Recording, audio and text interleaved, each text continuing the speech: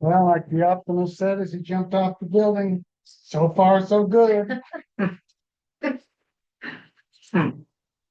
Flat. Hello, and welcome everybody to the Libertarian Party of Colorado State Board meeting on this December 8th, 2025. This meeting is hereby called to order. Let's start with a roll call. Chair Lalby is going to be late. Vice Chair Jones and I. Treasurer Speak Here. is here. Secretary position is open. Affiliates Chair Turner Here. is here. Campaigns Chair Johnson Here. is here. Telecommunications Madney, are you here? Absent so far. Fundraising Ryan Here. is here. Legislative Vance. So far not here. Membership Nielsen. Also not here yet. Outreach Lauren.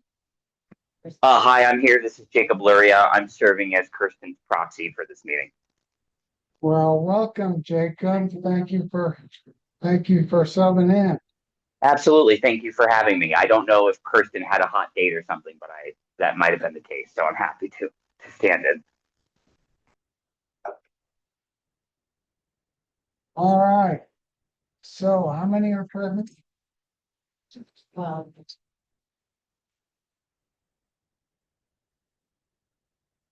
You've got 6 present. That is exactly quorum.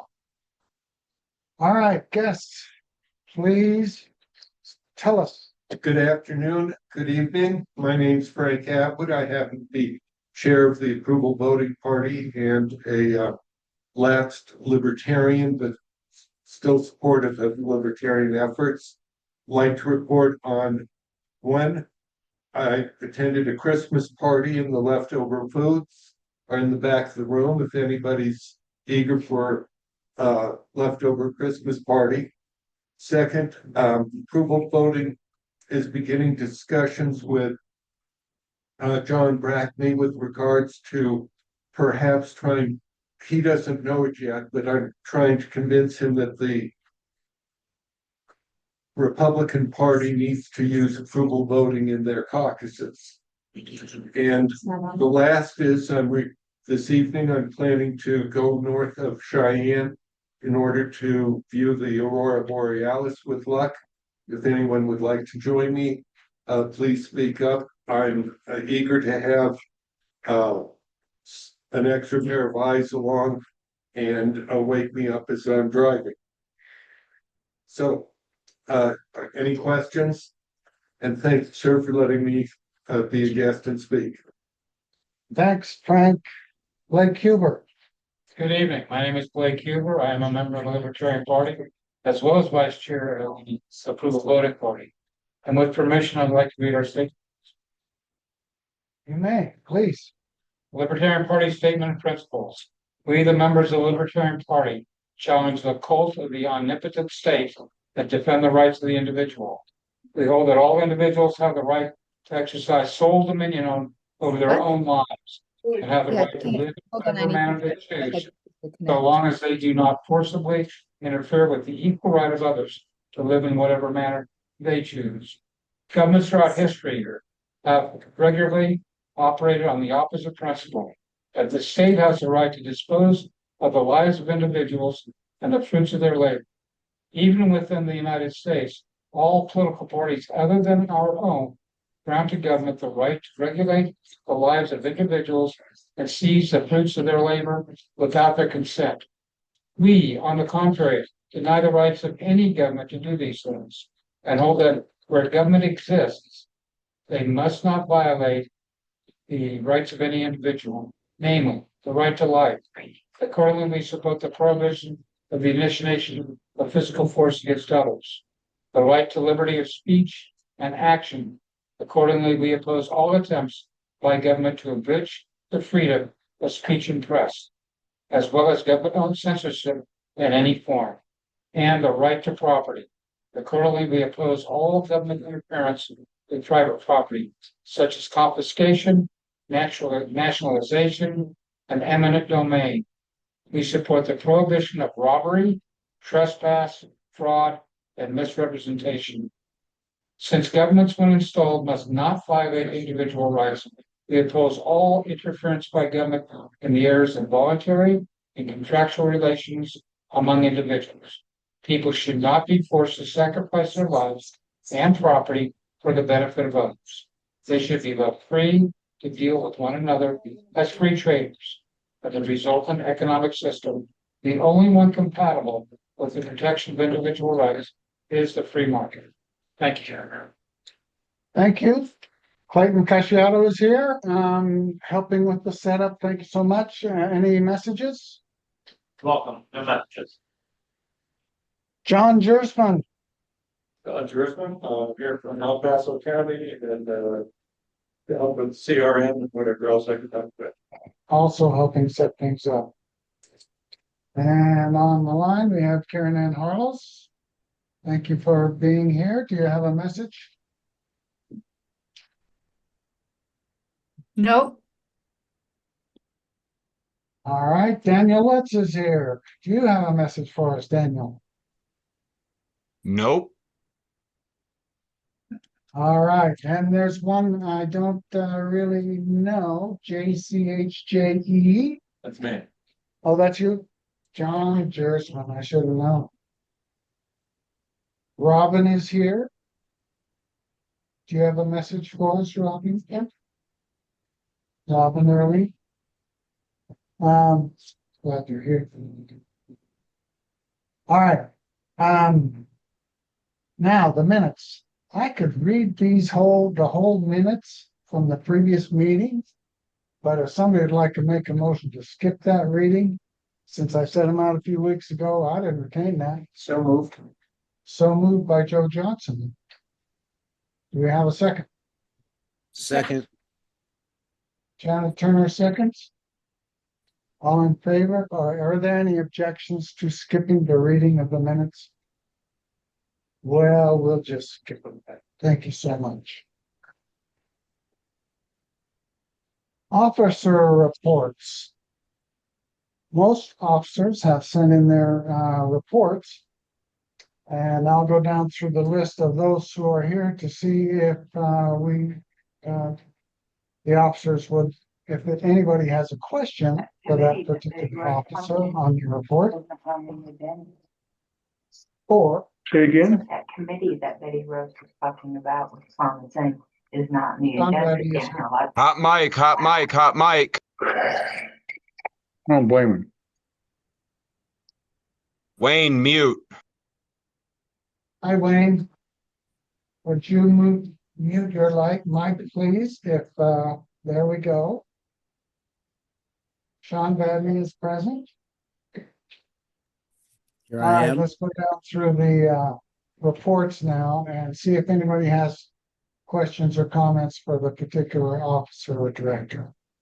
Chair Lobby is not here yet. Vice Chair Jones, if anybody has any questions on my report, I have nothing to add. Right, Treasurer Spink, if anybody has a question on the treasurer's report, or Ms. Spink, if you'd like to add anything.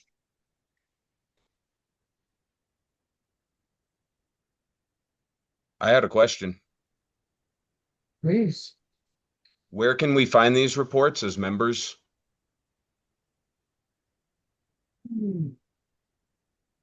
And if we can't find these reports anywhere to read online, could we get a brief verbal summary from each officer of what their report is?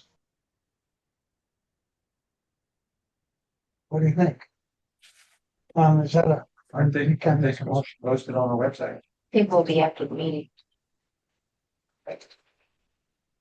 The reports will be posted after the meeting. Well, let's see, I have the chair's report and I can probably summarize it. Just so I can, if you don't mind, Vice Chair Jones, it would probably be a good idea to make those available to the members before the meeting so they have a chance to read them and prepare questions, because we can't really ask questions about reports we don't know. Right, well, it's primarily, yeah, for the board member, but there is a place on the LP Colorado website I found today that I did not have access permissions to post those things, so we're gonna work on that for the future. Somewhere, a chair's report.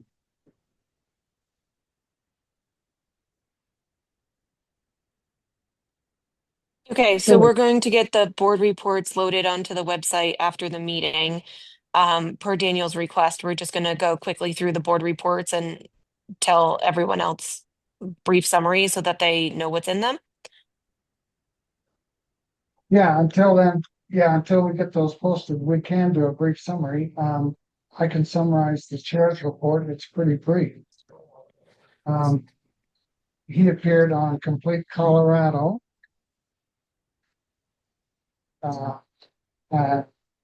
I assume that's I don't know what kind of media that is, Complete Colorado.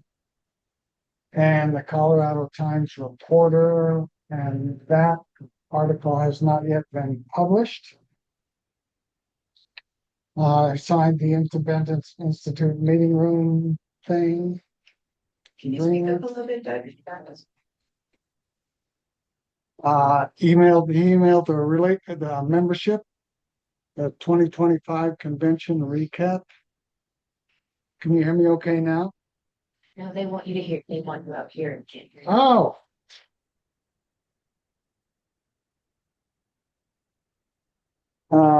Membership request application for board secretary. And the LNC informed us that Colorado has been allocated 35 delegates for the 2026 National Convention in May in Grand Rapids. And he met with Clayton King, founding director of the Alliance for Competitive Elections, discussing possible training for minor party leaders and candidates, and discussed ranked choice voting. We changed the registered agent from Hannah Goodman to Keith Lobby for the Libertarian Party of Colorado on the state of Secretary of State website, and created a non-disclosure agreement for Civi CRM users per IT service agreement with Melman Enterprises dated September 9th. That was pretty exciting, wasn't it? All right, yes.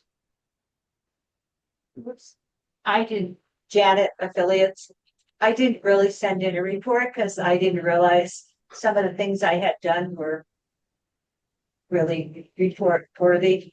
But I went to some affiliate meetings and I hosted an affiliate education meeting at my house that had quite a few participants. And I've done some research that I'm trying to get a small people together to help me move forward. That's all. Okay. Are you looking to get volunteers right now tonight here to join that group? I submitted it to Keith to bring up in the board meeting for the agenda. Yeah, I don't know the procedure for that. right, he put that here under your reporting time, so right now Okay. to find those people. So what are the benefits of being a member of that elite group? I'm just trying to narrow down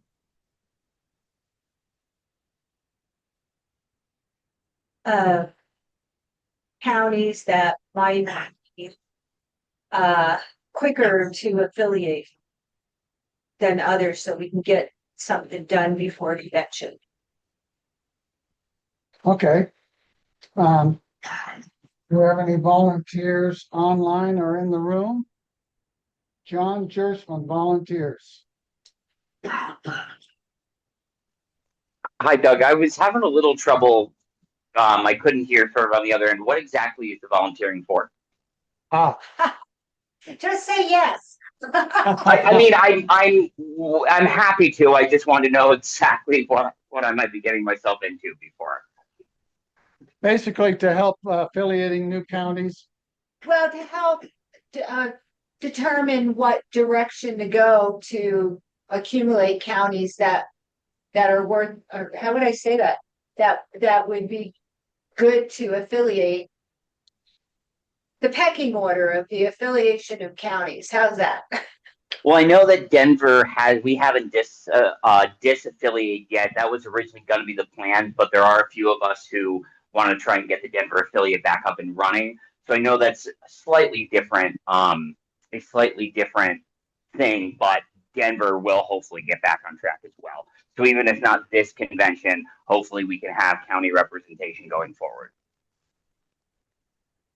Great. That's great. My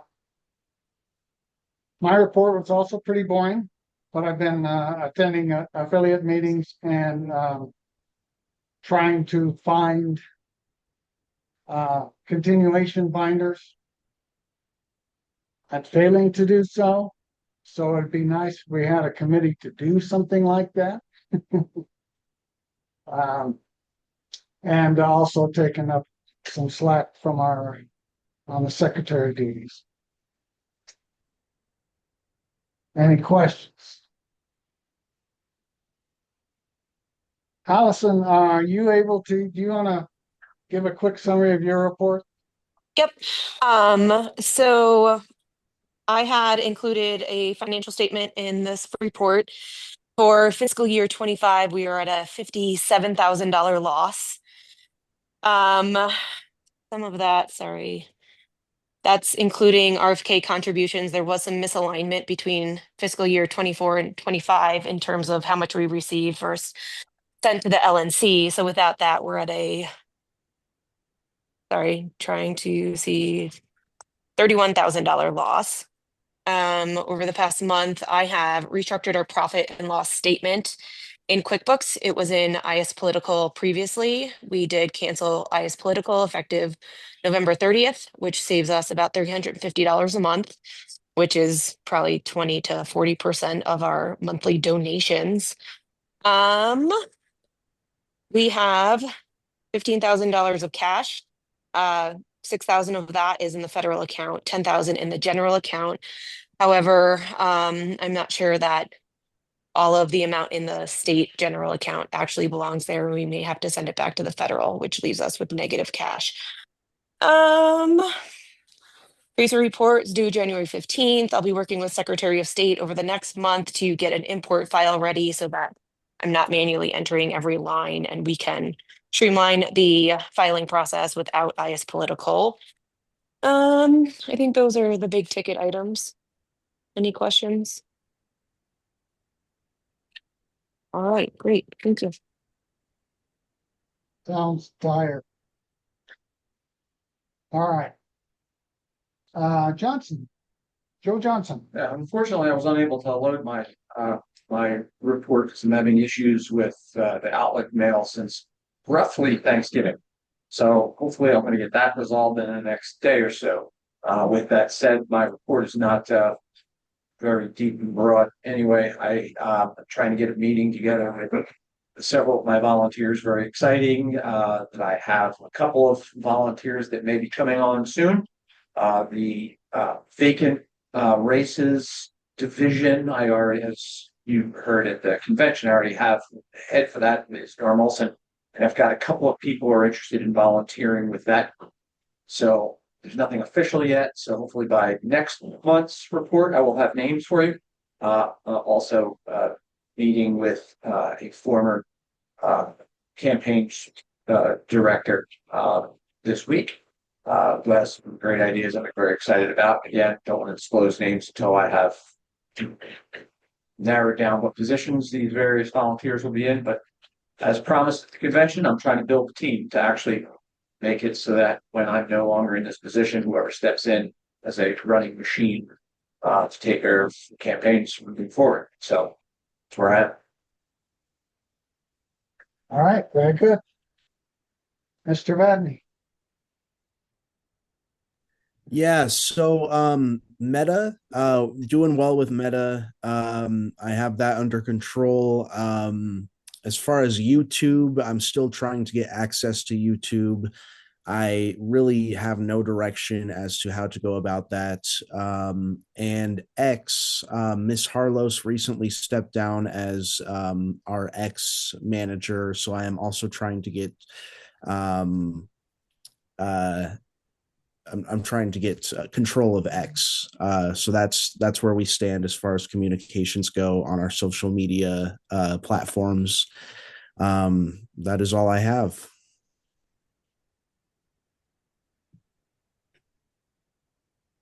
Questions for Mr. Vadney? All right, fundraising, Betty Rose Ryan.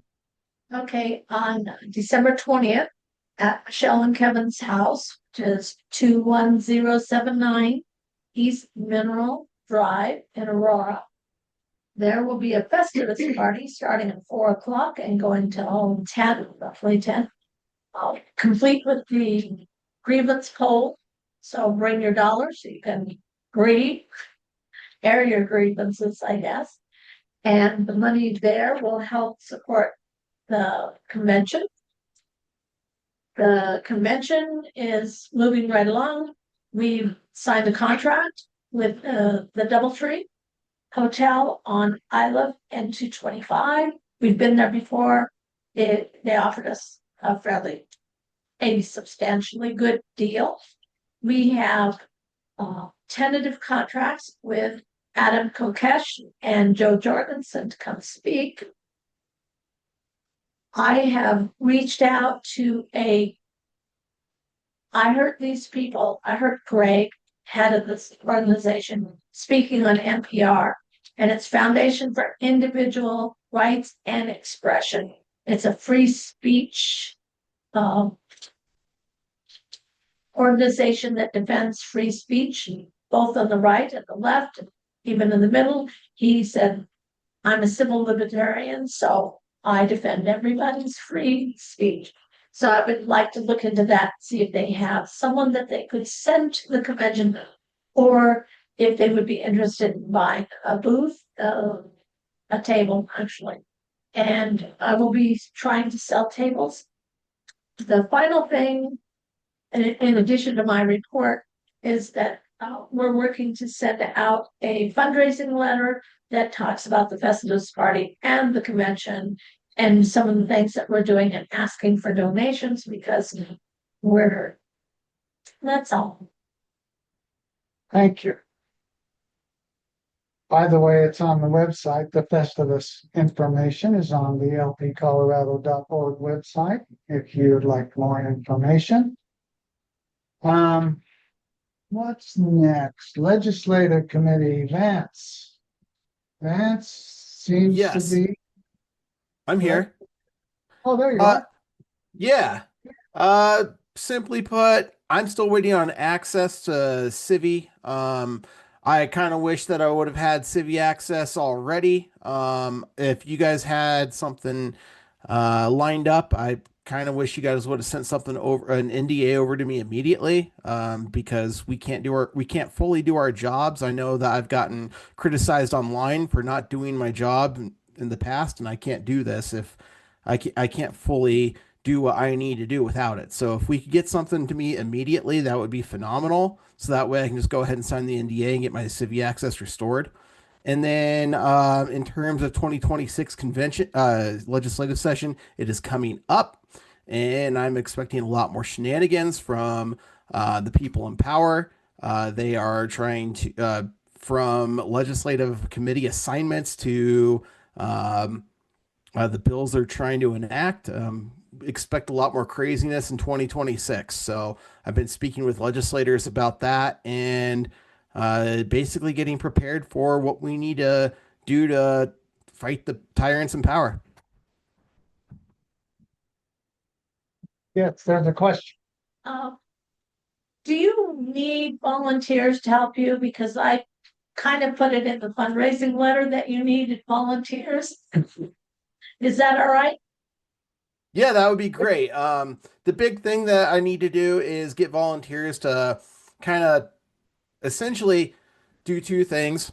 One, recruit people to, I need two things from them. Recruit people to go testify during committee. The second thing is people who are also willing to pay attention and send out emails to the state on a weekly basis. So that way it's not just me every single week. And sometimes I can't always send out the weekly letter, or weekly email. So if we get a rotation going, so that way we can have people just paying attention, and basically give an update on what's going to be happening on, a committee level each week, that would be absolutely huge. So thank you.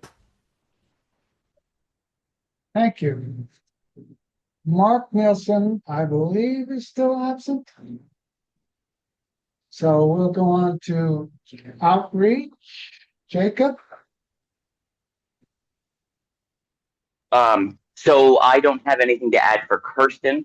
I don't know if this matters, but for myself, over the weekend, I did go to a weekend event that the Protect Kids Colorado group had. They have two ballot petitions going for potential measures, just so the state is aware.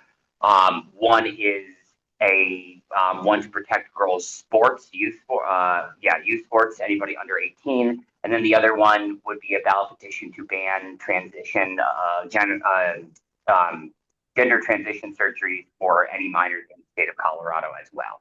And then on a side note that has nothing to do politically, but I think should be celebrated, is all of Colorado sports teams currently playing. One game over the weekend, so it's a great time to be in Denver. Thank you. Go Avs. Go Broncos. That's right. And go Nuggets. Hey, one thing I want to add on that, Jacob, I really appreciate you bringing up the PKC initiatives. The third one, there's actually three of them. The third one is to protect kids from sex trafficking as well. So that's going to be, that's a massive NAP violation. I think every libertarian could get behind something like that. Yeah. Awesome. Thank you very much. You're welcome. Absolutely. Thank you. And so that leaves, moving on to the LNC report. Keith did mention that he had no contact with the LNC, so there's I'm here, Doug. Well, there you are. Hi. Yeah, I joined like 5-10 minutes ago. So you're doing great. So I thought I'll just sit back. Yeah, so nothing. I don't think we have anything on the LNC besides probably some new business. We need to have a platform person, but representative. We'll talk about that in new business. Does anybody else have anything on the LNC? Moving on, then we'll move can I say something real quick? Sure, Jim Mike. Wiley from Colorado is on the LNC, so I mean, we could possibly talk to him, see if he'd be willing to just give us updates every month. Yeah. Okay. All right. Moving on to the standing committees. We have audit committee. I assume not much has happened. Nobody here from audit committee. The convention. Do you have anything else to add to your convention, Betty Rose? Nothing that I didn't put in the fundraising. Okay. The dates of convention are April 17th and 18th with a board meeting the morning of the 19th. Thank you. Yeah. Okay. And the rest of the committees are all vacant at this point. Moving on, item 7 is the special committee reports. We have several board committees. I guess committees are set up by the board. And my understanding is these need to be reinstated every year by the new board. And so we didn't do that last meeting. Currently, we have a database, technology, and welcoming committee. There's 3 different committees. And we usually select a chair for those committees. So does anybody have anything I guess, what committees do we want to have as a board? Does anybody have any ideas or suggestions what to do with, what are we gonna do with database committee, technology committee, and welcoming committee?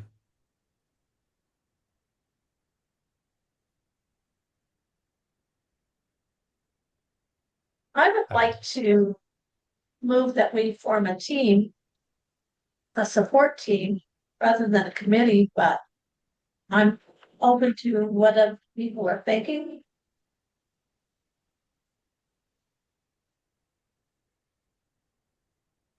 Yeah. I think in some of these are, at least the database technology, it seems like, we need more than one person involved in this. And I think maybe a team would be a good way to go. And I know a bunch of you sort of did that before this meeting starts, my understanding, to learn that the technology of this room where we have our meetings. So there's more than one person because people are sometimes gone or not available. The database is still sort of in a, with the transition of from national to Molman Enterprises has sort of been the Civi CRM sort of been painstakingly slow of trying to get things situated on that, and there's a lot of transition that happened apparently.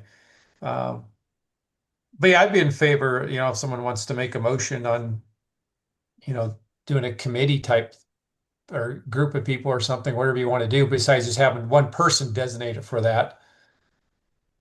I would like to move then that we form a support team consisting of John Michael Engel, Jeff Orrick, John Hirschman, Blake Huber, Clayton Kashada. And that they can add to their team as they choose. And what would this team do? It would be our support for technology and database. Second that, so we can talk about it. Yeah, okay. What do Second you by think? Doug. There are some people shaking their heads. Do we have a database? Well, I know, John, you're good with the database. Is it safe to assume that the names that have been mentioned are agreed? Whether Well, the people that were named are the people that came here to be trained in technology. Database is another technical deal, separate. need somebody else on the team, Yeah, help with the database. so, yes, so the people who showed up early and who've been Yeah, kind of talking about taking up the job, technologist. Oh, Marcus. Jeff is on that list too. Yeah. Yeah, there's been talk about that, and I think that team has kind of been formed for technology, and I don't think we need, honestly, myself, I don't think we need an actual committee named, but the board can be, I think, ultimately responsible while this team takes care of the job. But database is another deal. I understand we can get pretty reasonable rates on support from Ken Millman, and maybe we don't need a committee there either. My opinion, as far as the database goes. I'm sorry, stepping out of line, Joe Johnson. I kind of feel the same way. I'm thinking with database, whoever is in control of the database, and that's Molman. Seems to me that if we go directly to the source, there's the term death by committee for a reason. So like if the guy who knows how to run this thing is willing to do the thing, might be the fastest way to get the thing done. Just my thought. Except that. So on the database, am I interrupting somebody? There's a delay. So in the database, they were going to offer some training. They haven't set a date yet for that. Ken is sort of a busy guy, but he has a handful of other people that are support people that can help. I'm sort of thinking right now, they're still trying to get all their ducks lined up that, maybe we wait until they get something going in a training because they're still trying to figure things out, I think, on their end. Jacob, you have a question? Yes, the only comment I was going to make from previous experiences, I agree with Mr. Johnson about that things go to Dyna committee. It was very helpful to when Mr. Aiken, to have Mr. Aiken in the state, somebody who does know Civi that people in Colorado who want access to it getting involved can go to for help and training, only because the national trainings can be far and few in between or disconnected. So that just maybe it doesn't necessarily need to be an official database manager if the board doesn't want, but an expert or somewhat of an expert in Colorado might be helpful if there is somebody.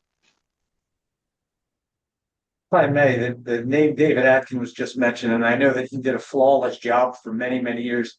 Do we know, is he like burnout done, or is there a possibility that he come back and do that again? I don't know why we'd be looking for someone when we have a database manager already. Or why Yeah, we that's would my pay for a question. database manager when we have a volunteer. I think we should, I mean, I'd like to know what the price is for the support. I'm not inclined to spend donor money unless it's a really valid reason. And I don't know that there's a valid reason when we have someone working for quote unquote free.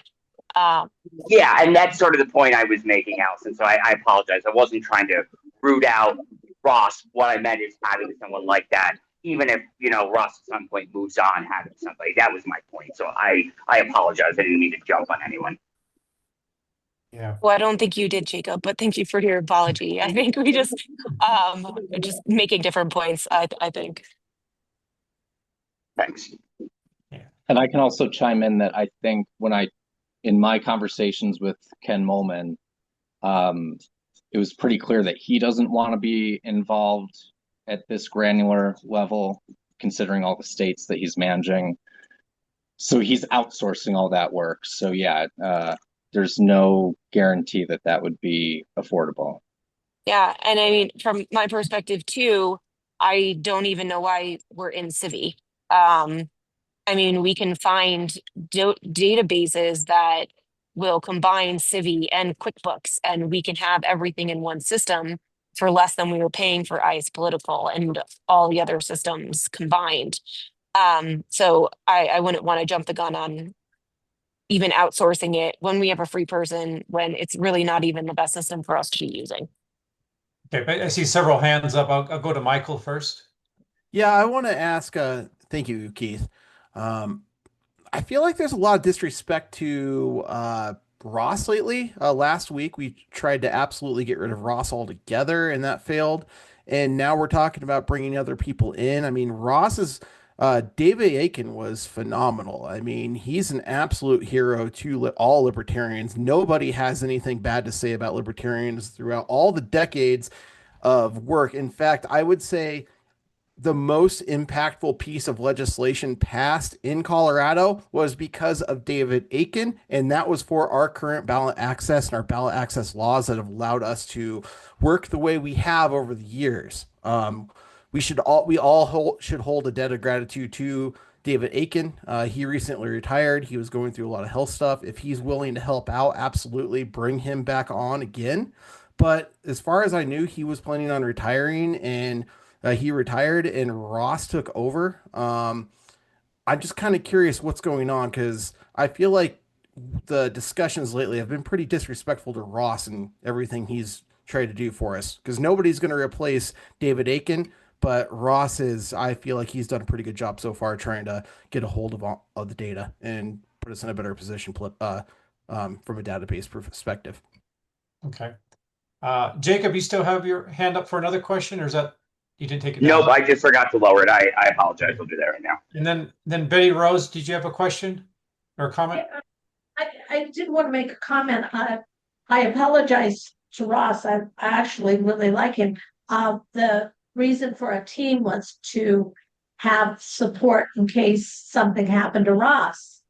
I mean, we more than one person that can do this. I just didn't add them to the list. I apologize for that, but I really would like to see at least 2 to 3 people be able to do this so that if somebody's on vacation or someone's in the hospital or what have you, we still have somebody on the team. No, that makes sense. I mean, I just want to make sure Ross was involved in these discussions beforehand, etc. Because I'll put his, yeah.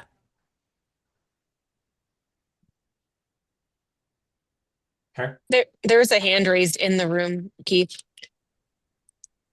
All right. Hand raised in the room. You have the floor. I can't see who you are. Thank you, Hubert. I don't know if it's appropriate for me to make a comment. Is it? Go ahead. We're having an open discussion. So I've always liked the concept of forming committees so people have something to do within the party. It engages them instead of being a board that's insular and rejects other help. Every board that since I've been in Colorado, I volunteered to help out on every board that I can. I'm former state chair, I've got a lot of experience, but that's beside the point. If you don't want an extra committee, I suggest you rethink that because committees are a good way to get people involved. Okay, thank you. Any other discussion on this? Yes. Jack, I just have a quick Anybody in Zoom land who's talking, can you say your name first so we know who it is that's talking? Excellent. I'm Keith. I'm talking. I know. Well, you can't see everybody, maybe. I don't know what you guys can see in the room. So basically we have these, I guess we could start with database. We can, reestablish it or set it aside for another meeting. I guess the database one, I'm sort of, we still have some paperwork we got to take care of. We really need to figure out how it's going to function. I don't know if it functions different than before or not, but I guess I'm looking for a motion what to do with the database for now. I motion to reinstate the database committee. And who's on who we putting on? Sorry, I'm supposed to say my name first. This is Allison speaking. Who are we going to put on the database committee? It would include Ross Metler at first until we have other volunteers to assist him, not replace him, for clarity. Yeah.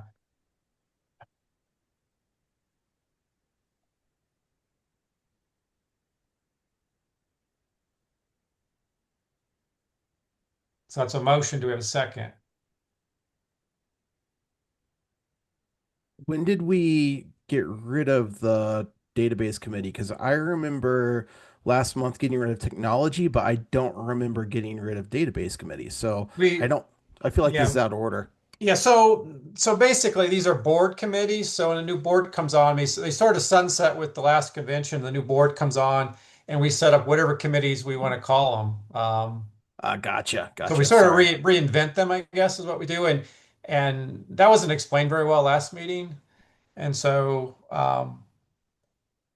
that's sort of where we're at again now. What do we do with these? And we don't really know right now. I'd really like to see the training that Ken Molman or Dave Atkins is going to provide us, hopefully in the next couple of weeks, to figure out what do we need to do in the database and what are they doing?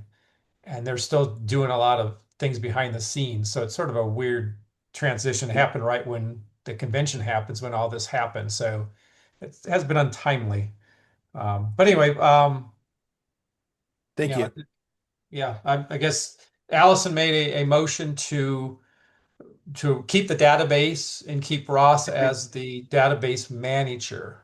Excuse me, there was already a motion. We didn't start this conversation. We'd have to kill the first motion. What was the first motion? First motion was to create the committee, and it had the names, and Ross was added to that name, to that list. You're right. Yep. Sorry. So yeah, Betty Rose had the first motion. You want to restate your motion, Betty Rose? Motion was to form a support team as opposed to committees. And the support team would do technology and database. If the committee feels that it's necessary to divide that, we can do that. John said no, right? Okay, so the committee would be John Michael Engel, Jeff Orrick, Blake Huber, Clayton Casciato, and Ross, don't know his last name, sorry. It's known by Ross. Not looking. Etler. Okay, and we have a second on that? Yeah, I had seconded it so we could start the conversation. Yep, okay. So Joe seconded, okay. So actually we're back in discussion of that. So any more discussion on Betty Rose's motion? So is the goal of this support team to replace all committees, and any sort of back office admin work is going on to this committee? Just the database and technology.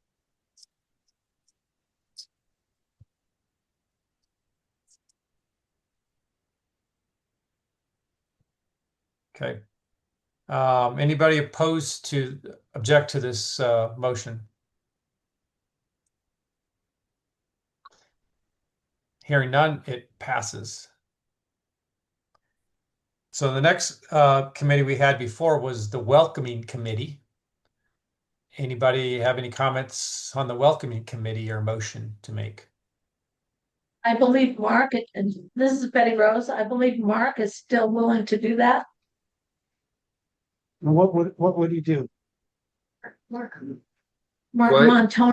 What he's traditionally done is whenever somebody registers as a libertarian or joins out of the blue, he always sends them a welcome packet. That's what he had always been doing. We'd love to see that grow. We'd love to see more volunteers. We'd love to see getting these people involved, doing work, but that's about all he could do just to keep up with doing that stuff. He's been doing that for years.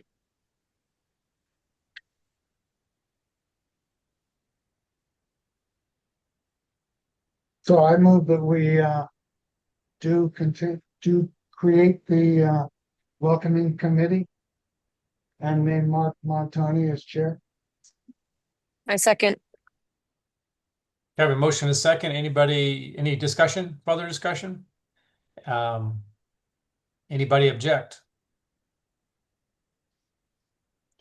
Hearing none, that motion passes. We have a welcoming committee with Mark Montoni as the head person, and I would, definitely hope he can find some people to help him, because he's been doing this for a while. It'd be nice to have some new people learn the things that he knows and what he does.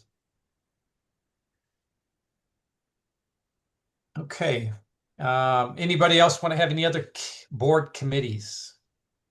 I would like to, I've lost my motion. Sorry about that. This is Betty Rose again. Because we're missing so much data and everything, I would like to form a team to research past emails and find the board reports and things that we seem to be missing.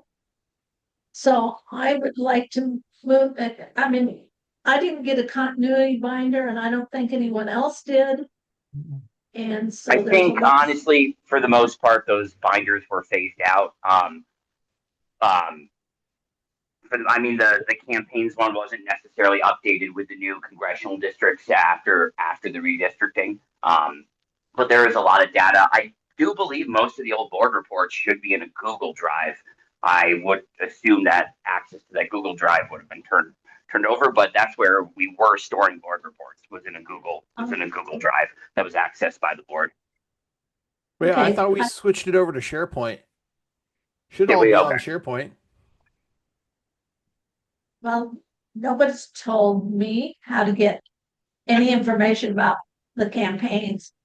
I'd like to move to form a committee to just review the archives of the emails utilized by the party officers and the executive director from January 2023 through October 2025 to locate the minutes, the reports, contracts, our agreements and stuff like that, so that we know what we have. And well, I would like a preliminary report by January so that we can get footing on what has gone on before, so we know what we're doing. I know when I left fundraising. Oh, sorry. You need a second to talk about it. I second. I know when I left fundraising, I left a continuity binder behind. And letting people know who to contact, how to do things. And I think that's important that we fill in the gaps. We don't even know who our insurance company was and what they insured. I have no idea how many people signed the Liberty Pledge, for instance, and who they are. And I'd just like to have that. Okay, so we have a motion and a second. Any further discussion? Any discussion?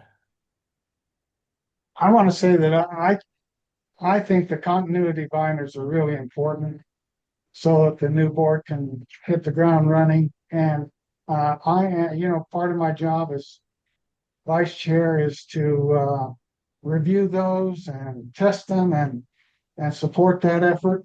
And I've been a technical writer for decades, and I would just love, if you don't want to write a manual, to sit down with you and interview you and put that into a manual, help in any way I can.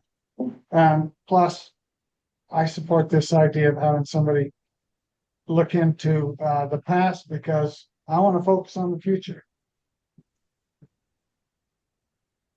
Okay.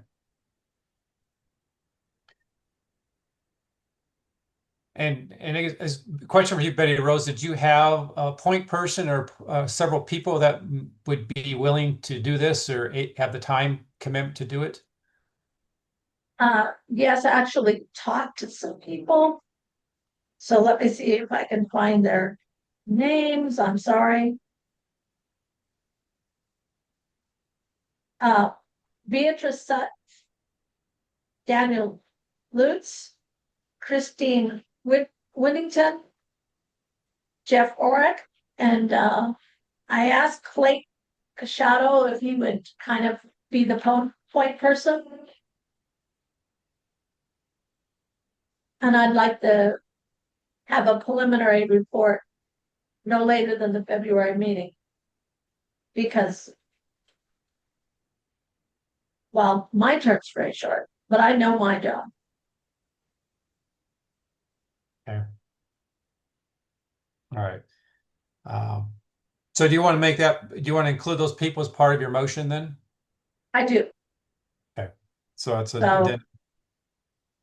So move to create a committee to review the archives of the party email utilized by the party officers and the executive director during the time period from January 2023 through October 18, 2025 to locate the minutes, the reports, the contracts, agreements, and other things that we might need to complete our business. And the committee shall comprise of Beatrice Sutton, Daniel Lutz, Christine Whittington, Jeff Orrick, and with Clay Casciato overseeing the committee.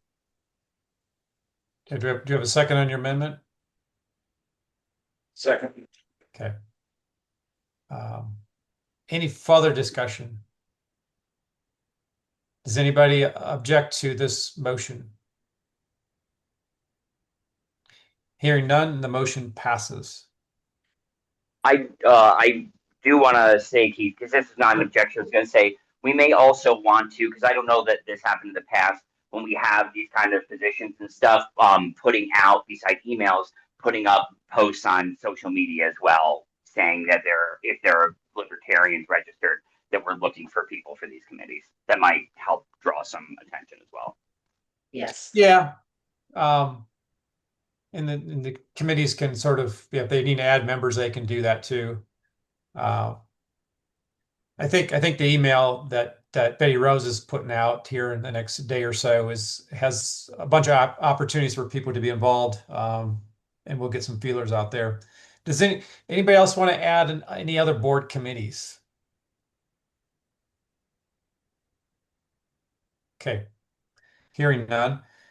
Moving on to the agenda. The next thing we have on the agenda is the consideration of the applicants for board secretary. I received one applicant. That was from Robin Early for secretary. Is that correct? Anybody else receive any other? They're supposed to email the whole board, so I assume everybody got one from Robin and nobody else. So, per our bylaws, we can fill this position with 2/3 of a vote to appoint to fill that director vacancy, and then that would be held by that person until the next convention. So it's a 5-month duty, I guess, Robin. So I'm asking for a motion to fill the secretary position. Mr. Chair, I nominate Robin Early. Second.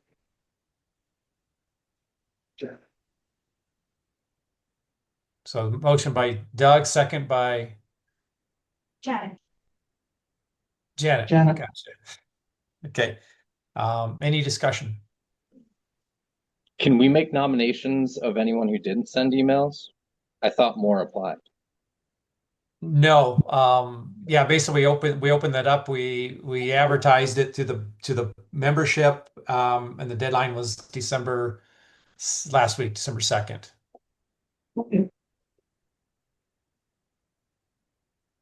So, anybody object to Robin Early as our secretary?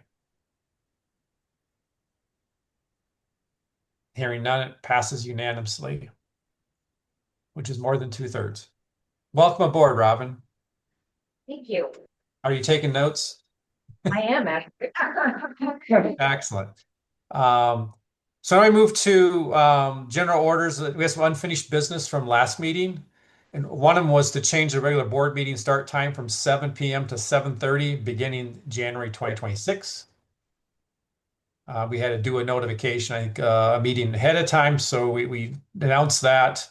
And so at this meeting, I don't know what we really need to do, just make a motion and pass it, I believe. I motion to move the start time of the board meetings to 7:30. Second. Okay, motion by Allison, a second by Janet. Betty Rose. Betty Rose, okay. The camera moves a fast. If you're on, it goes back and forth trying to find sounds, I think. Anybody object to moving the board meeting start time to 7:30? Yes, Janet. Janet. Oh, Janet, yes. You have a discussion, I guess. I missed discussion. Yes, Janet, do you comment or object? I have both. Okay. All right, so I think it's smart to start it at 7 and get the ball rolling and get all the preliminaries out of the way and let non-board members discuss whatever they want to, discuss with the board. And then when you join at 7:30, we're ready to rock and roll so we can get the hell out of here quickly and efficiently. Otherwise, Sorry. it's just wasting a bunch of time, and the meeting won't really, the guts of the meeting won't really start till 8 o'clock, 8:30. Do meetings have to be on Mondays? Well, that's a great question. Basically, we have this board rules, and that's on the agenda here coming up as well, that we can make that day and time anything we want. Yeah. I mean, I like the 7, but Keith, I'd like you be on for the entire meeting, not missing 30 minutes. So if there's a day that you can Yeah. make it at 7, I would actually prefer to move the meeting to that day instead of changing the time. Yeah, and I teach, likely I'll teach again this spring semester until 7:15. There's a chance the class may not happen, but I won't know until mid-January. But that's a slim chance probably. It's 5 days a week, that class? Monday, Wednesdays. So if we could do Tuesday, Thursday. Yeah, if we could pick a Tuesday or Thursday, whatever works for people. I mean, that to me that I was sort of astonished that we actually had a set time and stuff because every board you got different, you know, you got to make it work for the board. Yeah. The best we can anyway. So I take my motion back. If I motion again, I'd rather do Thursdays at 7. Does Thursday at 7 work for the board before we go into a vote? Like, does that work for everyone here? That actually is a little rough for me. I mean, arguably Monday's rough too, but I've already at least cleared my schedule for Mondays. It's not ideal. We can make, and to some extent, getting started on a Monday is kind of nice just because we have the rest of the business week to execute on anything we plan here. But I mean, whatever we got to do. I would suggest, at this point, leave it on Mondays. And to me, I'm not going to run a 2-hour meeting. I think that's, I mean, Yeah, I think a half-hour delay isn't that big of a deal, especially to have Keith on and able to chair us in, right? yeah, and we don't need to go through. I mean, your board reports hit the important stuff, and we should just be voting on things that need to be voted on. We shouldn't be, it's not a chit chat situation. You can put that in your board report. So I think an hour and a half. We go 7:39. We should take care of business. Joe. Yeah, so I got a question. Go back to the beginning here with the board reports. Is there any reason we couldn't put the board reports on the website prior to the meeting? That way we don't have to read the board reports. Everybody can see them, in which case the board reports goes by in 2 minutes. Yep. I agree. I believe it's in the rules that they're posted on the website. I think we're actually breaking the rules by not doing it. Yeah, but is it normally posted prior to the meeting? Yep. My impression is that the board reports that go out with the agenda and a packet. So the agenda, you'd have the agenda, anything that's being voted on the agenda, and then the board reports be part of the packet that you get on Saturday. Okay, so there's nothing preventing that, then. That goes, the board reports only go to the board though, right? Well, yeah, and then I think our rules would say you can put them on the website too, but that's a discussion for the next item. I guess maybe we've got these items out of order, but so we had I guess you withdrew your Allison, did you withdraw your motion? I don't know. Okay. I don't care what we do. I just was trying to get you here the whole time, but if everyone's fine the other way, I am ambivalent. And our rules say we have to do a 30-day notice. So if we want to move it to a Tuesday or Thursday, and then it's going to be like February before it happens. So I think it's safe just to leave it at Monday and just move to 7:30. And then if that that causes grief, then we'll do something different. But anyway, so So we need to amend the motion as necessary if we can come to some consensus. The motion was to move the meeting from 7 to 7:30 on Monday. That hasn't changed. yeah. So we have a motion to move from 7 to 7:30. We have a second. Any objections to that? You guys are easy. Hearing none, we move our meeting. That motion passes. And so in January, our meeting will start at 7:30. Of course, I don't have class the first week in January, but anyway, it'll start at 7:30. The next one, unfinished business. I just put this on here. The Independent Institute Event Space Agreement was signed. I wanted that in the minutes so we have a documentation. So somewhere we'll actually post our minutes, and then that document, which hopefully somebody present there has that, just sort of tells you to tidy the room up and just some housekeeping things. I just want to have that on record. We don't need to do anything else with that. The next item was to amend the board standing rules and special rules of order, which is included in your agenda packet. And I drafted this up, just trying to, it was like a 3 or 4 page set of rules and trying to make it just a little bit more user friendly. The big part was we had this long agenda, a set agenda every meeting. And I just thought, we don't need to go through every item. I mean, that just seemed like that was just a lot of extra stuff that have an agenda and then half the stuff doesn't apply. Like this meeting, we jumped over a whole bunch of stuff, but I mean, it's nice to have that, to know everything that could possibly go on agenda. But anybody have I guess, we'll put it to motion. Anybody want to approve the proposed changes to the standing rules and special rules of order for the board? To have a motion. I motion to approve the revised board rules. Second. Motion by Allison, second by Joe. Joe. Okay. Discussion.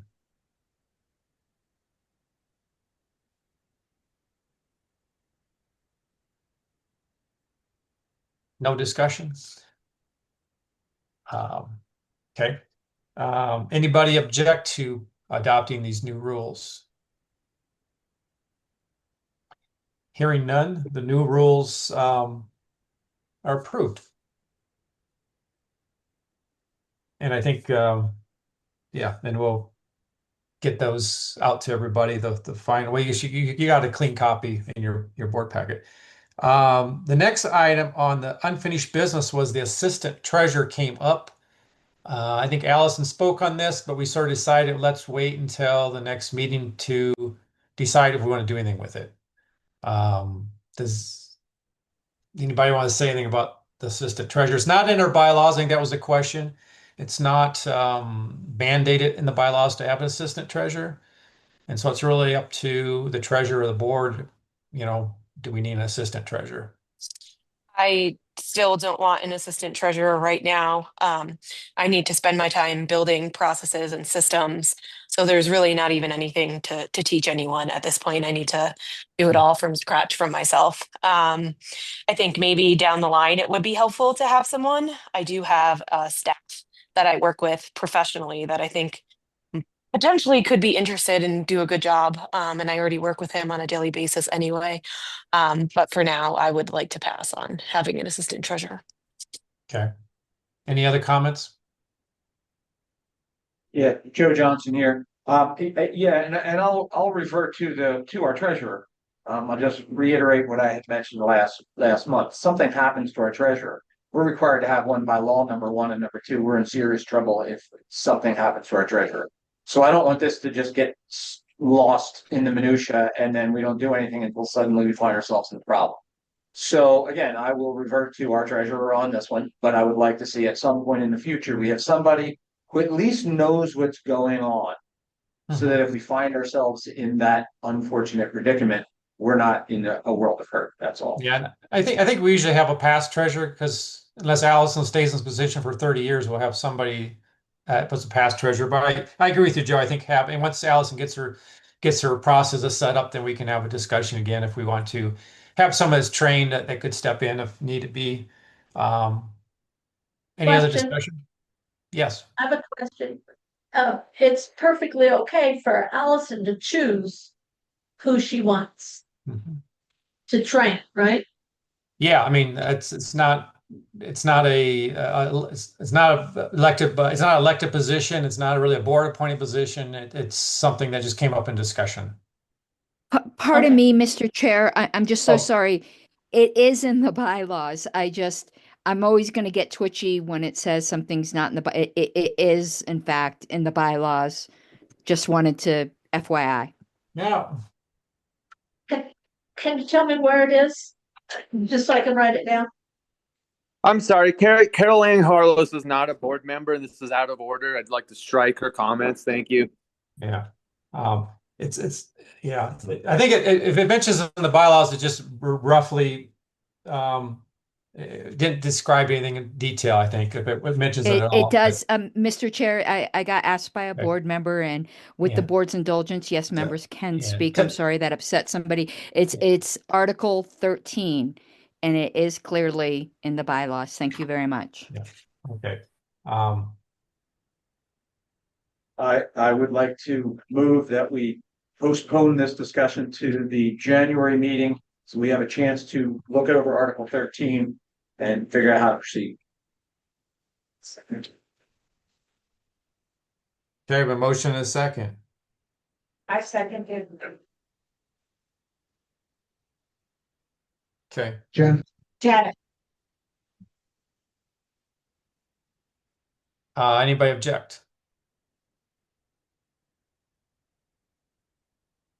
Okay, hearing none, we'll postpone this till January.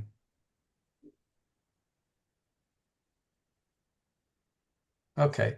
The other unfinished business that we brought up last meeting was, I don't know what's happened, social media policy for blocking somebody. Has anything been drafted? I didn't see anything yet, so. Yeah, Mr. Chair, I would like to move to create a committee of 4, including myself, to basically draft a proposal that will be ready by January 5th regarding this. That is my proposal. Okay. So we'll just move that to January then too. Our future meeting. So that's Second. Any discussion on that? Somebody? Well, I'd like to know, I'd like to see if anyone would be interested in joining that committee. Okay. I'll join Sean. I'll Okay, send you. excellent. I'll join Sean. that's Betty Perfect. Rose.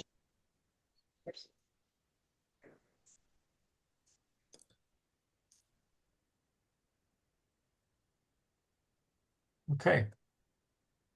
Anybody else? I'll join. Okay, cool. I got the committee. Perfect. Let's see. Are you all on Signal? Yes. Yes. Okay. I'm gonna go ahead and start a group chat.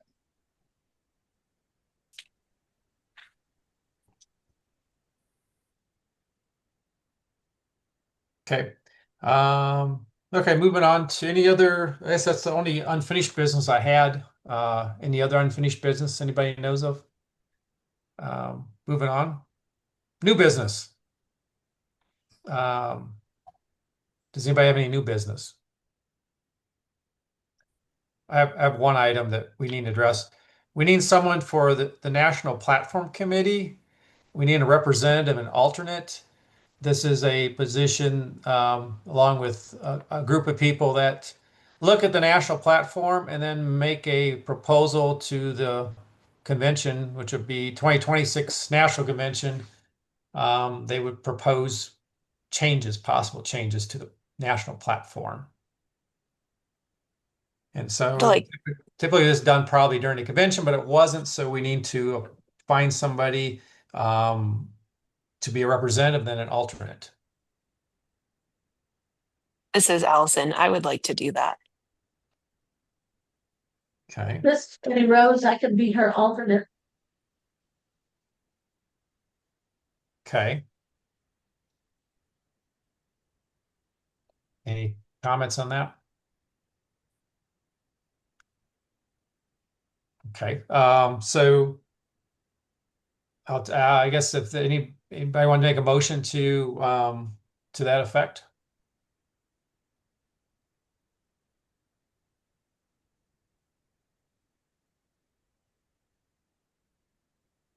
Somebody in the front row, maybe. To be that person, so I nominate Allison. A second. When maybe you want to add, I don't want to. Do you want The alternate.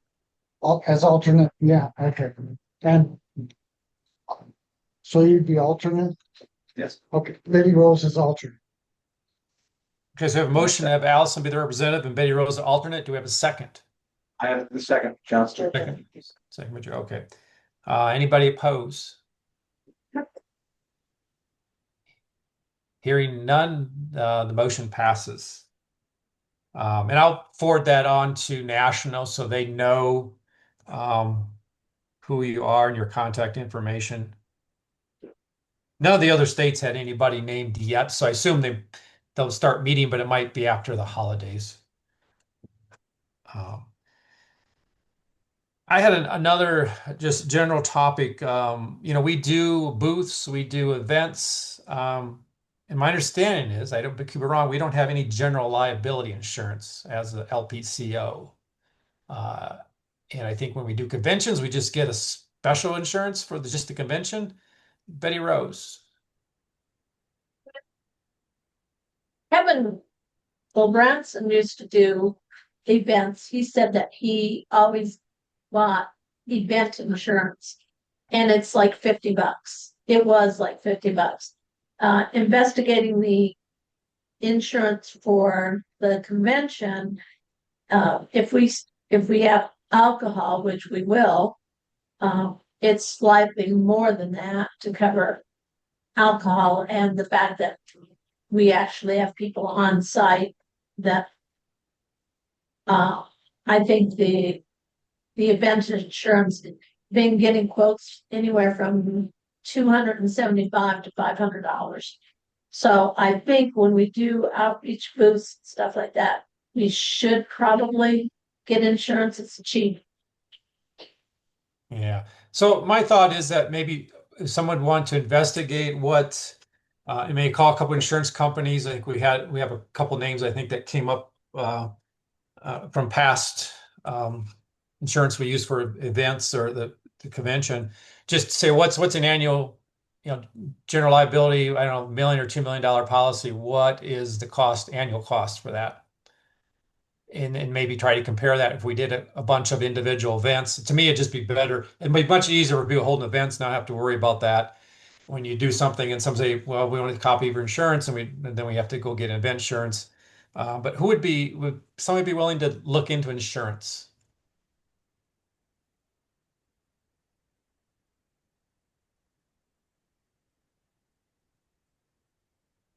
And the idea would be to bring something back in January if that's feasible.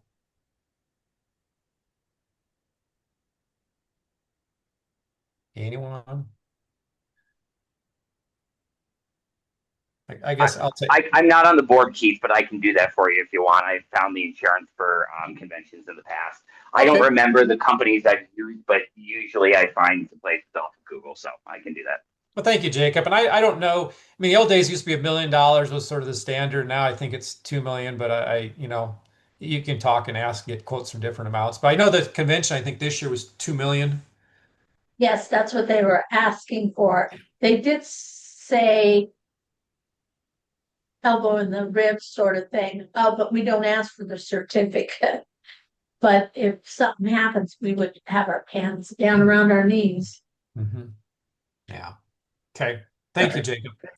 And then if you get something back by January, if not, hopefully you can get something out in here before the holidays and get something. I had one other item that came up.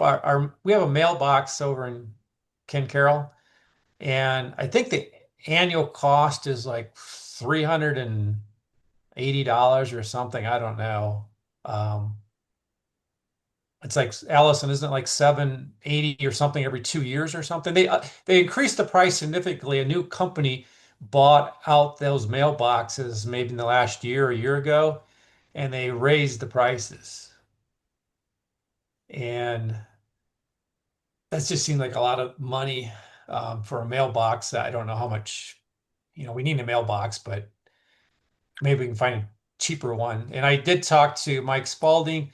He says it's not a big box. It's like one of the smaller type boxes, and that's just what happened. New company came in and they raised the prices.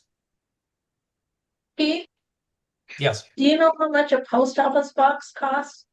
I do not.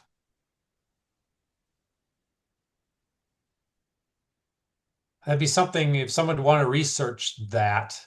And I think the deal was, a lot of things we get in the mail happens once a year. And so we probably have to keep the Ken Carroll for another year, because when you do forwarding addresses, they only do that for 6 months, and then then the mail doesn't go anywhere. And some of the things we get are important from different agencies that we do need to have consistent mailbox. But would someone be willing to look into mailbox prices? Maybe is someone in the audience there? They have their hand up. I don't know if that's for mailbox help. This Blake Huber, I'll be glad to. Okay, thank you, Blake. And I assume somewhere in the Denver area or would be the best for long-term stability, and anybody could check it. And I think right now we're paying like $760 or $780 every 2 years, which is really high. Keith, Yep. would you prefer Littleton or Lone Tree or Highlands Ranch? You know, I don't know if it really matters. I mean, the board, I mean, this is going to be something we'll probably keep for many years. And so the board's going to change, members are going to change where they live, but somewhere it's easy to access, not, I'll send you some quotes. One comment on that, this is Joe Johnson. I don't know how much regular mail is such a thing anymore for most people, but just from appearances, we always try to keep a Denver address just because that's where the capital is. So when somebody's mailing, they get the feeling like they're mailing it to the capital, whatever. I don't know that makes as much a difference in 2025 as it did 20 years ago. But again, it was always for appearances. We try to keep an address in Denver because it's the capital. So right now we have Ken Carroll, so I don't know where nobody knows where that is. That's like Lone Tree. That could be in any state. But yeah, just get some quotes, Blake, and we'll talk about it and to see. I think that works. Any other new business? That I'm out of new business. Allison Spink has presented a mediation and arbitration for internal disputes. Allison, are you with Yep, us? I'm here. All right, so I think we're all aware there's often conflicts within the Libertarian Party, not just Colorado, but national and all affiliates. And everyone resorts to the courts. And I understand why, because they have no other option. So what I'd like to do is create another option, which at the end of the day would require passing a bylaws amendment that members and the party agree to settle disputes through arbitration rather than through the courts. But in the meantime, I'll call it a virtue signal resolution that we will recommend to our members and any officers or the party itself to first seek mediation when conflicts arise. And if mediation doesn't work, go to arbitration. I think it's embarrassing for libertarians to be relying on the state to resolve conflict. If we're going to be free people, I think we should act like it. Second. Joe Jackson. Okay, I have a motion and a second. Can we have the resolution read out loud? I'd like to hear it. Yeah, I can read the resolution. Thank you. Board resolution. Can everybody hear me clearly? Mediation and arbitration for internal disputes. Whereas internal conflicts occasionally arise within the Libertarian Party of Colorado among members, officers, and volunteers.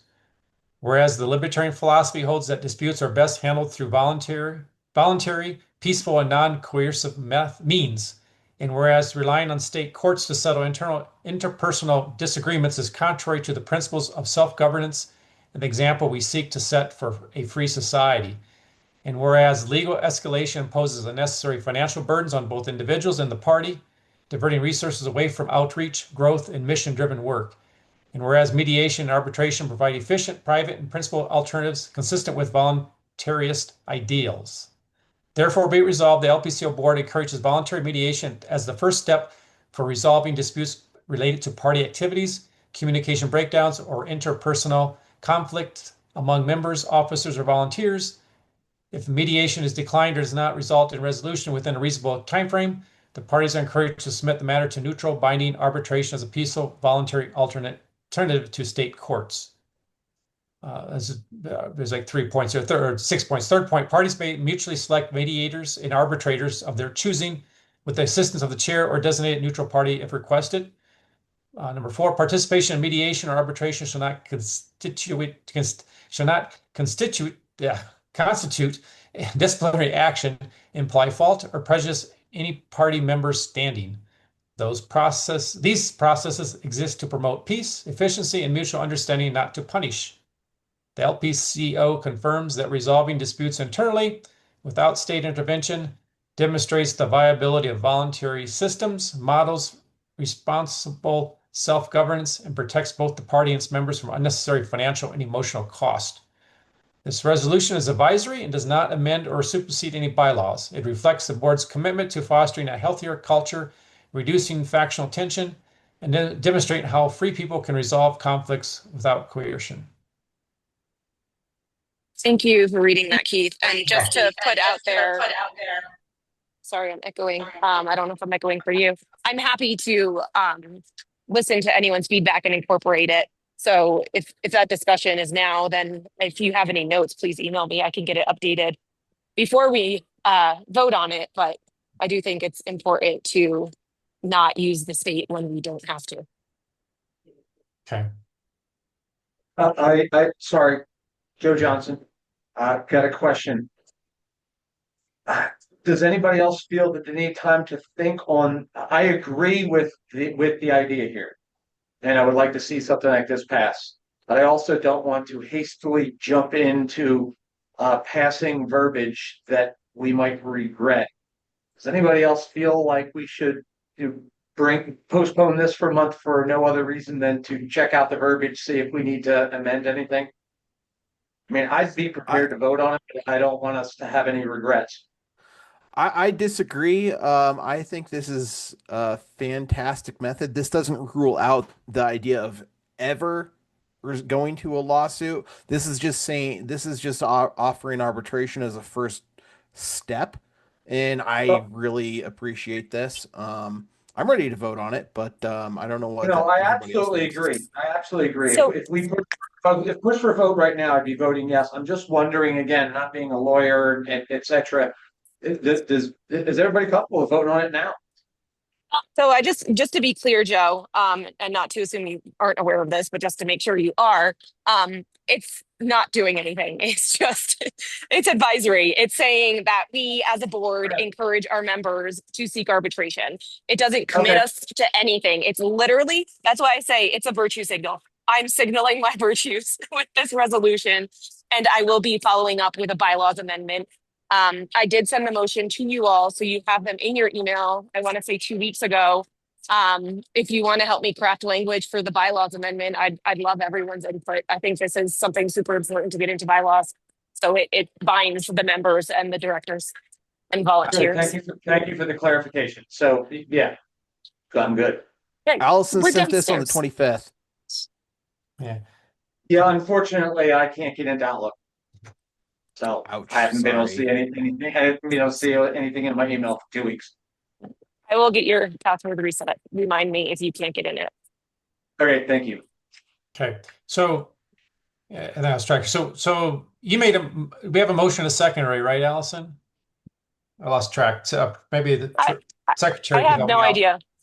I motion to pass the resolution that Keith read out loud for us.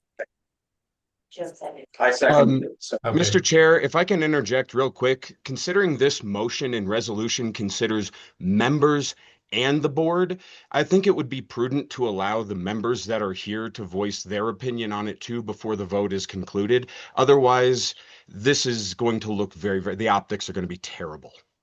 What's do you have a comment? Why are the optics bad? Okay, I'll go ahead and make my comment. I'll go ahead and make my had... comment first. Here's exactly why the optics of that are bad. Because if you all debate it and decide and you don't listen to the membership on how they would feel about this resolution, about how they resolve grievances with the party, then you are unilaterally creating a bilateral situation and dictating how it will go. This is corporate protective BS nonsense that you read and you sign from people like Apple and stuff like that when they don't want to get drug into court for doing something wrong. This will be put up if I may finish my comment, if I may finish my comment. Okay. Can we calm down? Holy cow. I think this person This is a meeting here, folks. Oh, never mind. You know what? Never mind. I'm done. I think emotions need to be resolved, and this is an Yeah. exact reason.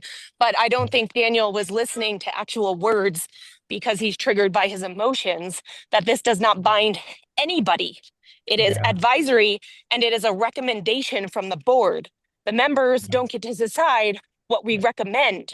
We Yeah, have so- no authority over them unless we pass a bylaws amendment. So I also recommend that Daniel get his fucking emotions under control. Okay, let's watch the language here, Allison. So yeah, I think you're right. We can pass this if the board wants to, and then it can go to a bylaw if we want to put it in a bylaw. That's up to the members. And so anyway, so we have a motion and a second. Any further discussion among board members?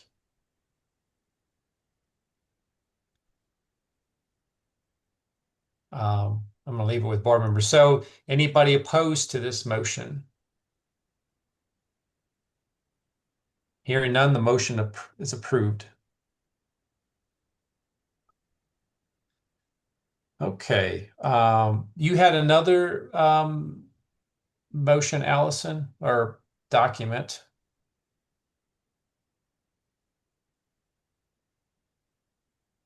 On cryptocurrency.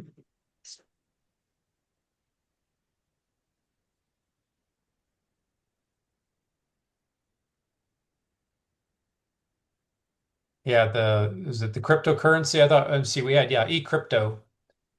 Do you want to present that, Allison? Did I lose Allison? Sorry, I was Oh. talking on mute. Oh. I can't present it because I'm in the car. So if it wants to, Okay. I'd appreciate if you can read it again. But following the same thoughts as the last one, we rely on fiat currency for everything that we do. We are not leading by example. We are submitting to the system and its currency. It's actually kind of mind blowing to me that we don't accept donations in crypto at this point in time. Keith, again, you can read the full motion, but I motion that we begin the process of implementing the ability to accept crypto as a donation currency with a non-committed plan to try to adopt out of fiat within a year. Again, that is explicitly stated. It is not committed. It is just entertaining the feasibility. There are tools like BitPay that can convert crypto to USD. So not functioning in a bank doesn't necessarily mean we cannot make payments in USD. But again, the future is non-committed.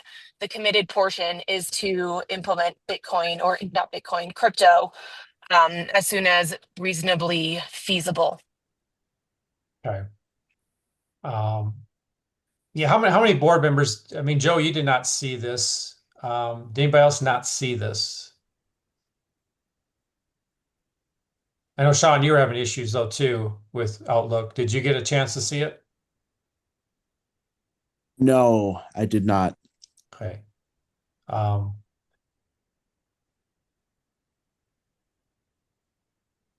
Yeah, I'm thinking, I guess my initial response is maybe we could postpone this to the next board meeting so people have time to read it. And it's probably not as quite urgent. It's something I think something we have to get set up with our civvy if people are going to do donations with cryptocurrency. And I don't know, I haven't had discussions with Mulliman Enterprises about that. Have you, Allison? Is that something they do for other states? Or can set up? I haven't had conversations with anyone because I didn't necessarily see the point unless we were going to move with it. I mean, I'm sure there's going to be obstacles, but freedom isn't free. Mm-hmm. Sure. Well, any other comments, board members? Jacob?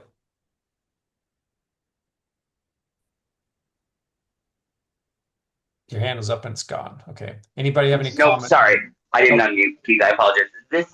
My only thing is I want to make sure, because I like the idea of the party being able to have something that could theoretically make money.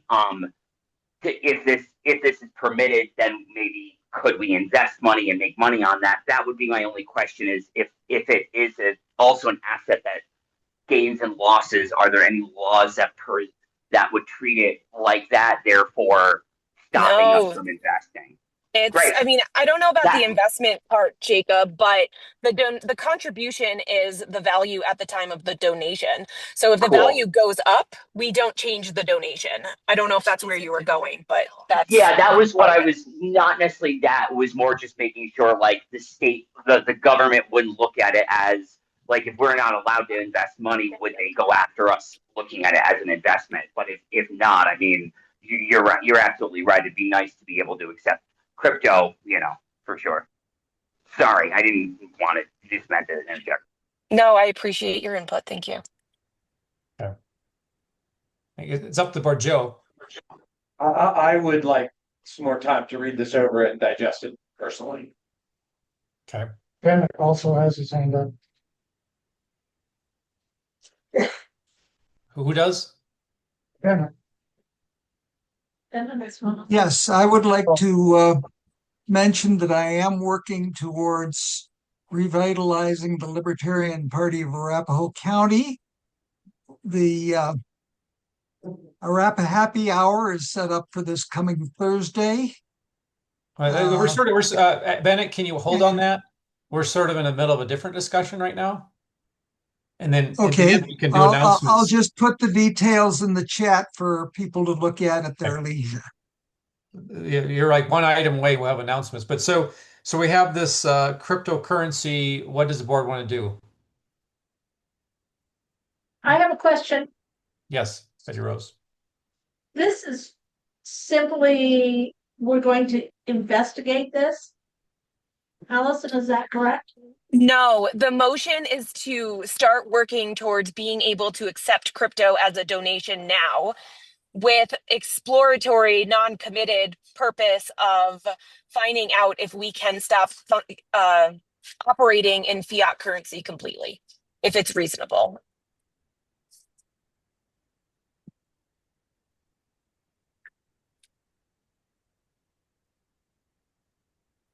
Okay. So I'm losing track. We didn't have a motion on this yet, have we? Or you made do we have a motion in a second? Secretary. We have a motion yet on the table. Allison made the motion. And who seconded? Joe? Yeah, No one? okay. So we have a motion in a second. Seconds the motion because it's just getting started and you need to get started as soon as possible. So I second the motion. Okay. All right. Any further discussion? I just want to say that I won't abstain. I will actually vote, but I did this when I served 4 years on the town board. If I haven't had a chance to read it, I vote no. So do not take my no vote as being opposed to this. I just need to be able to read it before I vote yes. Well, I want to be clear here. I know you couldn't access your email, Joe, but I sent these ahead of time with the explicit request. I just want you to know your opinion matters. No, I absolutely understood. And I'm not opposed to taking crypto, believe me when I tell you.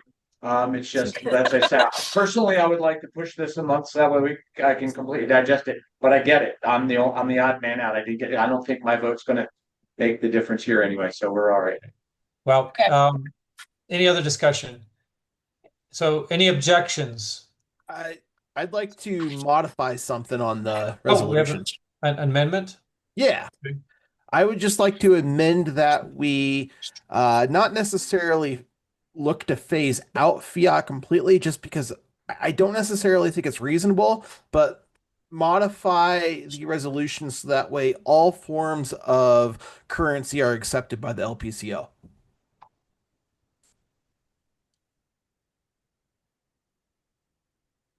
Did that make sense? It does, but just to be clear, Mike, the resolution doesn't say to phase it out. It just says to look into it. And I mean, I can do that regardless and propose a motion at another future point in time. But I just want to be clear. I'm not saying move out of fiat right now or within the 12 months. It's just let's figure out if we can. No, that makes sense. Okay. Yeah, then I'm happy to withdraw my motion. Okay, so there's no amendment. So we have so we need to take any other discussion before we take a vote? Okay, secretary, can we do a vote? Roll call vote. Roll call vote. Here we go. Yes. Okay. Chair Lowry, Aye. Yes. Vice Chair Jones, aye. Treasurer Spink, Aye. Secretary, you won't take office until the end of the meeting. Right. Affiliates Turner, Abstain. abstain. Campaigns Johnson, Abstain. abstain. Collins Communications Vadney, Aye. fundraising Ryan, Aye. legislative Vance, Aye. membership Nielsen. Aye. Hi, Mark.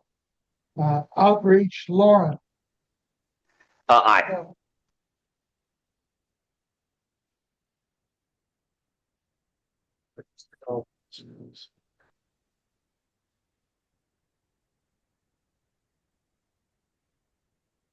And the vote total? Tally? votes for the votes. I thought you were talking. Huh? I thought you were taking it's all two abstain from Lisbeth, standing on all of everyone else's, yeah. That's 2 abstentions and 9 Yeses. yeses. Okay, the motion passes. No, 8. 8 yeses. We only have Okay. 10 of them. Still yeah. passes. 8-2, motion passes. Okay. Any other new business? Hearing none. Did we Actually, discuss sorry. the NDA? Who's one John person? Guzman. Did we discuss the NDAs, the item A or 10A? Oh, shoot. Thank you. The non-disclosure agreement. We need to vote on that.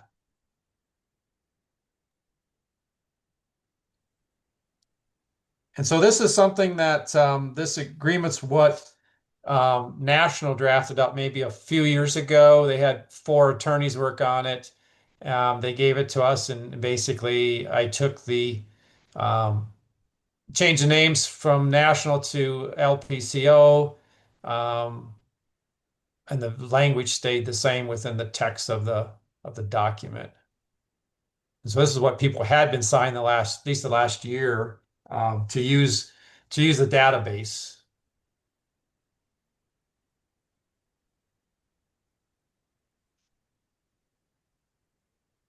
And so I need a motion, I guess, to approve the non-disclosure agreement, the form that we're going to use for people to sign before they have access to the database. Basically protects personal identification information. So moved. Moved by Doug, a second. Second. Jen. Okay, discussion. Have a motion and a second. Discussion.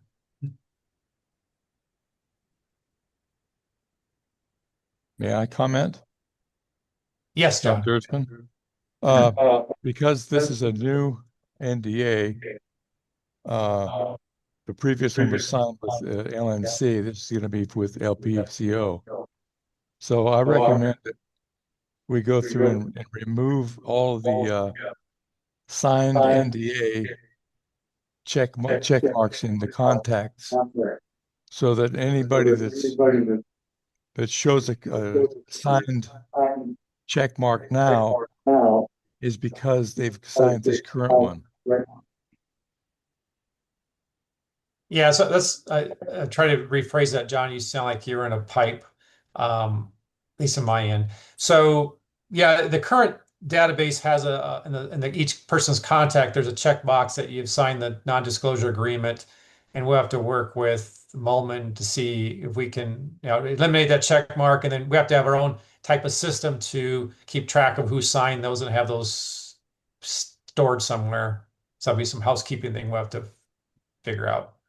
You know, I would suggest that the database manager keeps track of the actual signed documents. And as they get signed and received, then those check marks get checked off accordingly. Mhm.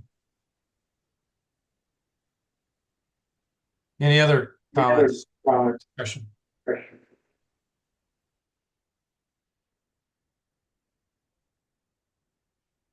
Okay. So we have a motion and a second. Anybody object?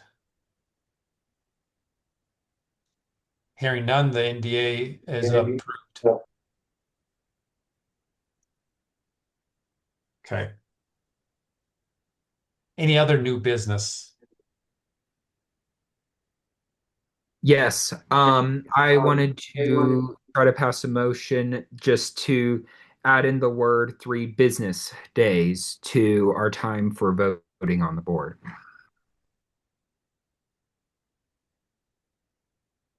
Yeah, with- I actually, Go ahead. I think I revised that. That's what we voted on, actually. Well, let's see. Or did I not? Sorry, I came in a little late because I Well, read the time. yeah, I lost track. I sent too many copies out. Didn't see anything about that in my email, but as long as that's amended, I just want to make sure we have something to take care of situations like Thanksgiving. But if we're covered, we're covered. Well, Doug, do you have the copy that was sent out to the board of that? Let me see if I can pull mine up real quick. Yeah, I'm scrolling through and not. It's at the bottom. Yeah, maybe that did not get edited out. I think you're correct on that. It says open for 3 full days. Okay. So my suggestion would just be that we change it to business days, and that way we also set it, with business day would be 5 p.m. end of voting, so that we also have a consistent voting closing time. Because I know I missed one of the votes by like an hour, so it'd just be nice to have a set time and make it business days, so that we're a little bit more consistent with holiday schedules, especially with Christmas right around the corner. I changed that, but I don't know if I sent. I don't know what people got. So I had it worded. Let me read this. The voting shall be open for 3 business days, parentheses, holidays as recognized by the state of Colorado. That's how I worded it. I think that's what everybody got. I'm looking at my email right now and not seeing it. Okay. Now, when you say parentheses, holidays as recognized by state of Colorado, I take it. Parentheses, yeah. Yeah. Is that in your email? 3 business days. So when it says, yeah, I don't have that in my email at least. Okay, so we need to vote. We should put that in now since we're revising these board standard rules. Now with that, is that clear just to say that holidays are excluded in that? So should we just put the word excluding in there? Because otherwise it just seems like Well, 3 business days and holidays as recognized by the state of Colorado. So holiday is not a business day. Right. So just it's clarifying what a holiday. I guess holidays. Yeah, clarifying what holidays is recognized by Colorado. Okay. So we got some other holidays Colorado recognizes. Sure. That works. Okay. So Mark made a motion to make the change to the special rules of order. We actually have that, Doug. You pulled that up on the screen. I'm sorry. The business date. So we voted on the correct version here then, right? Yeah, I just went to the email from Doug on the Okay. agenda, and it says 3 business days. Okay, good. Then I grabbed the right file and I sent it to him. Okay, so we already passed that, Mark. Okay, great. Sorry, I just Thanks. came in a little late thinking we had already moved it to 7:30, but if we did that, good. That looks like good wording to me. Okay, Thanks. Mark, Okay. just so you know, Mark, it's in an email from Doug on the agenda for the 12/8 board I meeting. see it now. Yeah, when for the agenda for the meeting, I just was looking for a separate motion, but that makes more sense. Thanks. Okay. All right. Any other new business? Okay. Because announcements, the next state board meeting will be at 7:30 on Monday, January 12th. And does anybody else have any announcements they'd like to make, the board or anybody in the public there?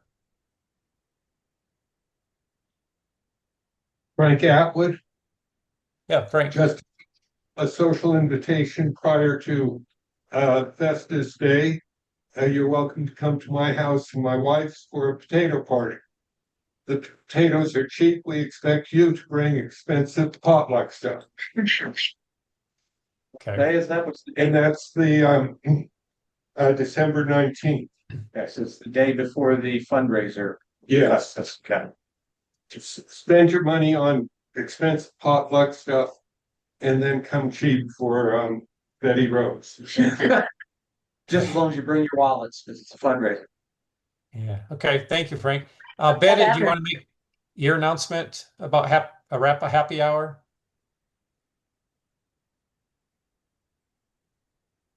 Yes, thank you. Essentially, I'm hoping that several of the members of the board here tonight will be able to come because I have Corey Robertson lined up to become the outreach director. And I'm hoping to get a couple of other people volunteer for Libertarian Party of Arapahoe County director slots as well. And we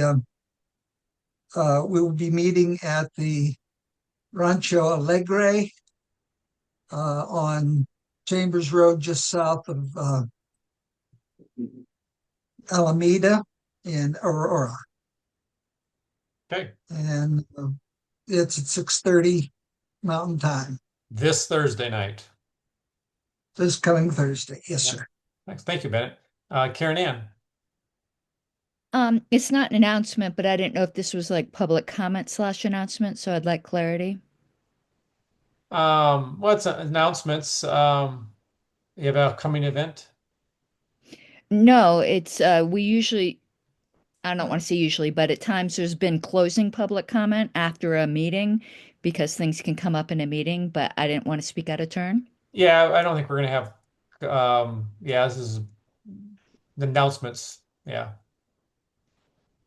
Anybody else have announcements? Anything coming up you want to announce? Okay.